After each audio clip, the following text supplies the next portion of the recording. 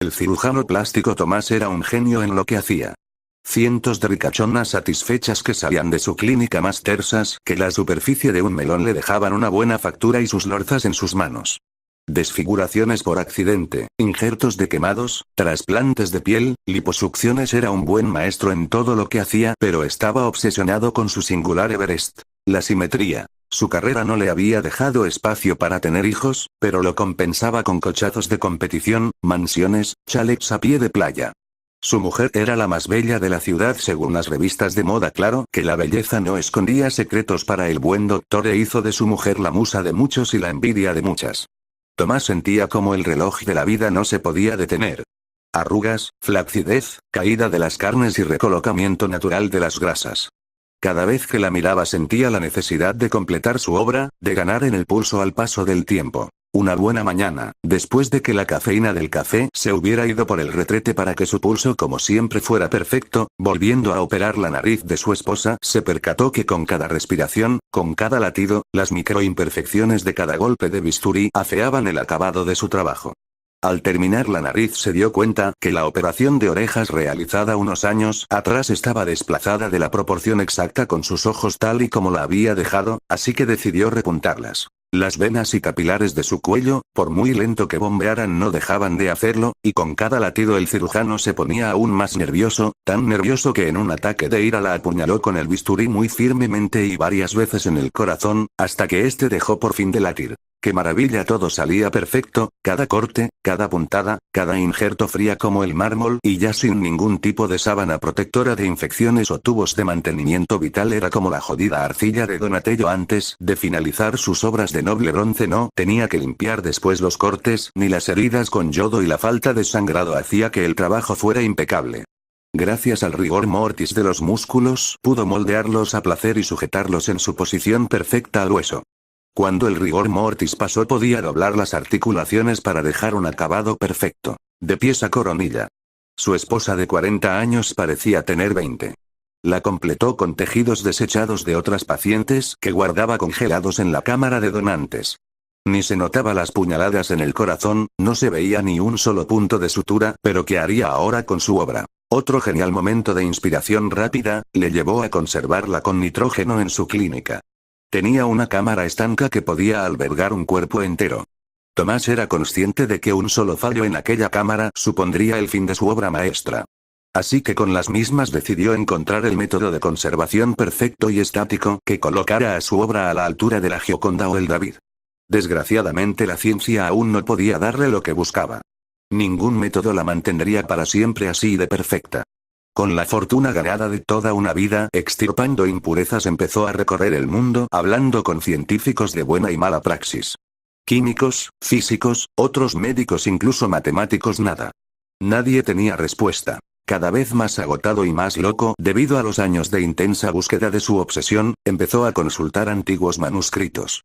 Y otra mañana, en la que la cafeína del café se fue evaporada por la arena del desierto, la expedición arqueológica que financiaba dio su fruto en Egipto. Unas momias perfectas le llevaron a la pista de un antiguo manuscrito, más antiguo que las pirámides. Era difícil de traducir por los expertos, pero era muy claro. Una vez reunidos los ingredientes que llevaron varios años en reunirlos, sacó del congelador a su mujer perfecta y una vez descongelada embadurnó su cuerpo con el extraño potingue. Nada. No pasaba nada. ¿Cómo podía haber caído tan bajo? Fiarse de un mejunje de vieja brujería había estropeado el logro que lo completaba, el logro de su orgullo. Con el cuerpo empezándose a descomponer en la mesa de operaciones, envuelto en una masa azul que olía a cilantro, el buen doctor Tomás se reía a carcajadas totalmente borracho en la esquina de la sala de operatorios. Se reía de cómo se había dejado seducir por un cuento de hadas, y con las mismas, riéndose notó que tenía en el bolsillo una copia traducida del antiguo manuscrito. Con la carcajada de su metedura de pata, se levantó tambaleante y medio vomitando y puso las manos encima del cuerpo de su esposa mientras recitaba a modo de chiste las palabras traducidas del manuscrito. Ya daba igual todo, ahora era un hombre destrozado. Tomás perdió el equilibrio cuando la masa azul se calentó tanto que empezó a humear y a convertirse en una especie de resina negra que empezaba a derretirse en el cuerpo de su difunta esposa que empezaba a convulsionarse. El doctor estupefacto retrocedió muy despacio hasta dar con la pared y luego se dejó caer sentado en el suelo mientras no dejaba de mirar lo que pasaba y de escuchar los grotescos sonidos de un cuerpo que parecía estar empezando a funcionar de nuevo. Así es como su esposa con movimientos suaves y gráciles volvió a ponerse en pie con su cuerpo cubierto de humeante materia negra que goteaba. Tomás no se lo podía creer, su esposa era la mujer más bella y hermosa que el mundo jamás podría copiar. El doctor estaba sentado en el suelo tranquilo, sonriente, realizado mientras su mujer se acercaba a él con los pasos más lindos jamás vistos por el ser humano y dejando unas huellas negras como el alquitrán, y en su oído, con la voz más dulces que unas cuerdas vocales perfectas pueden ofrecer, muy pegada a la yugular, le dijo: «Gracias por darme la vida de nuevo, ahora necesito la tuya para seguir viviendo».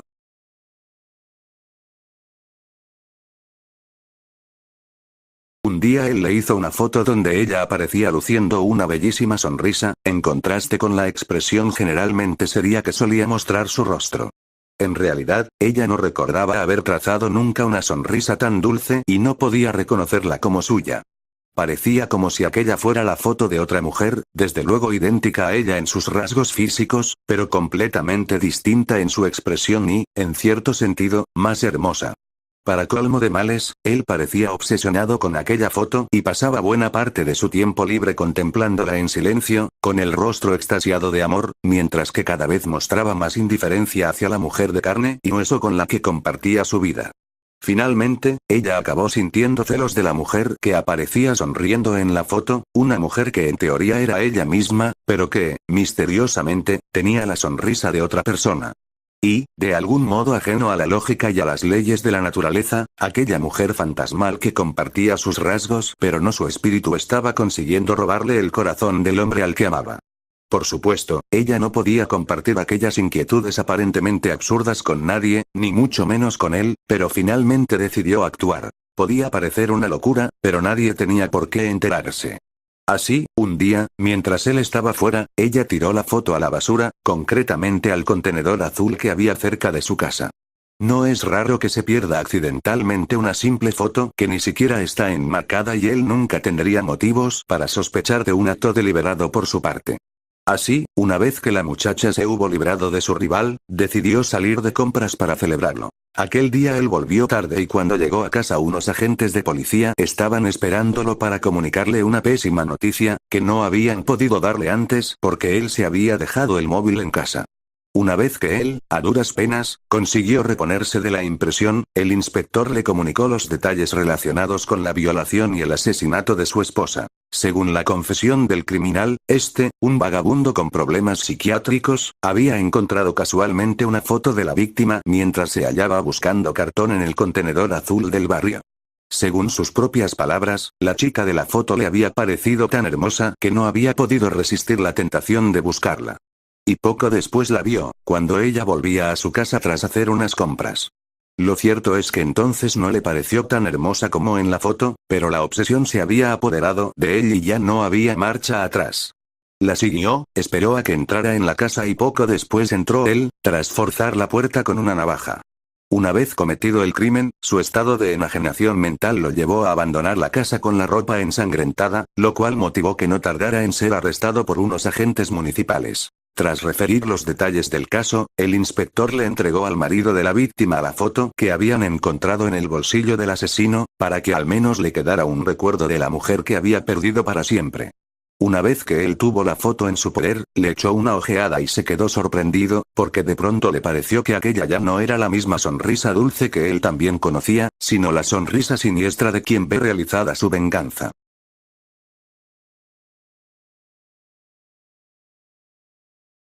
Toda mi vida ha sido siempre monótona y aburrida, nunca hubo cambios ni nadie especial, tampoco fui especial para alguien alguna vez, siempre fui un espectro, un ser invisible en medio de un mar de gente, siempre pasando desapercibida, sin llamar la atención, teniendo que soportar la indiferencia de los demás cada día durante tanto tiempo para que, por alguna razón, a los 25 años, el primer hombre que parece notar mi existencia sea un maldito psicópata que me tiene atada a una silla en este horrible lugar. Yo y mi mala suerte. Ya casi no siento las manos, están fuertemente atadas al espaldar, me siento mareada y confusa, tal como las otras jóvenes en la habitación. La mordaza en la boca tampoco es algo muy agradable, pero es mejor que tener que oír los gritos desesperados del resto de infelices que están aquí conmigo, todas un montón estereotipadas, claramente son unas inútiles pero apuesto a que el mundo las adora. Me dan asco. Mi madre siempre se quejó de que yo era una amargada, una inútil sin importancia a quien nadie querría jamás. Si así es el amor de madre, claramente hice bien en alejarme del resto de las personas, aunque para este demente fui lo suficientemente importante como para ser secuestrable, pero la verdad es que no me interesa, si lo que quiere es matarme puede hacerlo, morir ahora es mejor que seguir aguantando este mundo decaído y contaminado de tanta ignorancia e indiferencia, sobre todo lleno de hipocresía que desborda el límite humano, pero igual este mundo se las arregla para que la mayoría sean un montón de infelices mientras que los adinerados viven como reyes, pero lo que no me cabe en la cabeza es por qué demonios el grupo de infelices se divierte haciendo mi vida cada vez más miserable. Al notar la palidez repentina en las otras chicas es cuando me percato de que nuestro secuestrador está en la sala, cuarto o lo que sea esta pocilga infernal, y que está colocando varios instrumentos en una mesa, uno de ellos es claramente una cuchara. No sé de qué va este tipo, pero está claro que no está bien de la cabeza. Lo veo acercarse a una de las víctimas, la única pelirroja en la habitación además de mí, el cuerpo del hombre no me deja ver lo que le está haciendo, pero por cómo ella se mueve y por el sonido que hace no parece algo que ella esté disfrutando y lo confirmo al momento en que él se aleja y noto claramente como la muchacha ha perdido uno de sus ojos.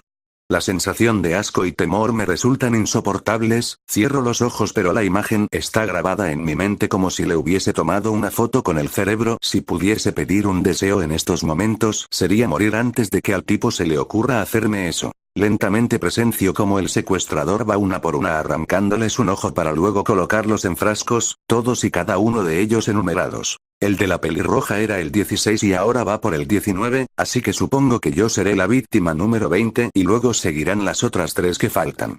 Mi único consuelo es que después de su horrendo ritual me asesinará rápidamente como a las otras. Llegado mi turno veo que, a pesar de haber matado a varias, sus instrumentos están limpios, incluso sus guantes. Supongo que este hombre está más enfermo de lo que pensaba como para cambiar sus utensilios por cada víctima, incluso se detiene a mirarme, a palparme el rostro y frotar mi cabello, tal vez esperando que comience a temblar de miedo como las demás, pero no tengo miedo, lo que siento es odio, odio por estar frente a la clase más perversa de maldad, y al parecer él lo ha notado, porque me ha sonreído.